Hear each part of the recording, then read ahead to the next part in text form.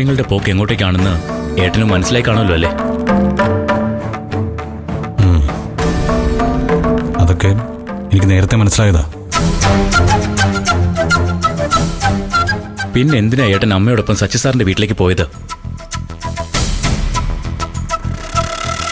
ശ്യാമിനെ രക്ഷിക്കാൻ വേറെ വഴിയില്ലായിരുന്നു.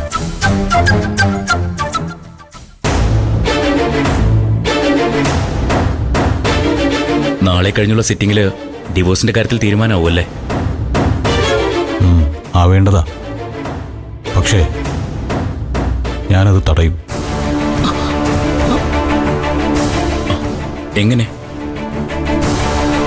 ഏട്ടത്തി ഡിവോഴ്സിൽ ഉറച്ചു നിൽക്കുമല്ലേ? അനുവിനോട് അതിന്ന് പിന്മാറാൻ ആവശ്യപ്പെടണമെന്ന് ഞാൻ അച്ഛനെ വിളിച്ചു പറയും. മാഷ് ചെയ്യോ? ഈ അവസാന നിമിഷം ഏട്ടത്തി അച്ഛൻ പറയുന്നത് കേട്ട് ഡിവോഴ്സിൽ നിന്ന് പിന്മാറുമോ? നോക്കാം സത്യ. ഒരവസാന പരീക്ഷണം നടത്തി നോക്കാം.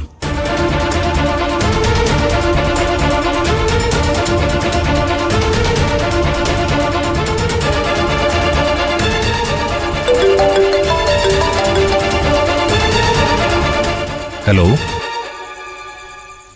നമസ്കാരം മാഷേ. മാഷിപ്പോ എവിടെയാ? പഞ്ചരത്നത്തിലാണോ അതോ? എവിടെയായാലും എന്താ? സുശീല വിളിച്ച കാര്യം പറ. എനിക്ക് നാളെ ഒന്ന് നേരി കാണാൻ വേണ്ടിട്ടായിരുന്നു. ഇവിടെ ഉണ്ടെങ്കിൽ സൗകര്യമായനെ. ഇല്ല, ഞാൻ പഞ്ചരത്നത്തില. കാലത്ത് ഇവിടെ നിന്ന് പോവും. സുശീലയ്ക്ക് എന്താ പറയാനുള്ളതെന്ന് വെച്ചാ ഫോണിൽ പറഞ്ഞാൽ മതി. മാഷിന് എന്നെ കാണാൻ ബുദ്ധിമുട്ടാണെങ്കിൽ ഫോണിൽ പറയാം. അല്ലാതെ ഇപ്പൊ എന്ത് ചെയ്യാൻ പറ്റും?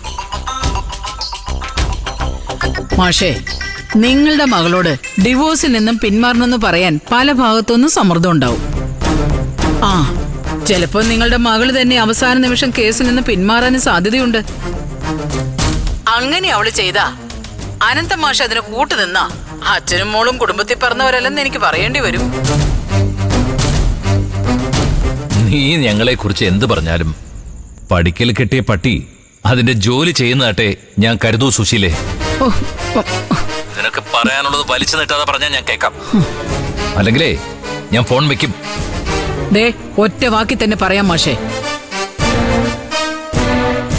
ഇന്ദ്രനെ ഞാൻ പുതിയ കല്യാണം തീരുമാനിച്ചു. പെണ്ണേ, സച്ചി സാറിന്റെ മകള് ഇന്ദു.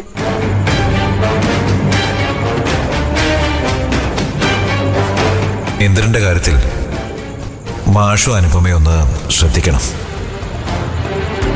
ഇന്ദ്രനെ അനുപമയെന്ന് പിരിച്ച് അവനെ കൊണ്ട് വേറൊരു കല്യാണം കഴിപ്പിക്കാൻ ആ സ്ത്രീയുടെ പ്ലാൻ.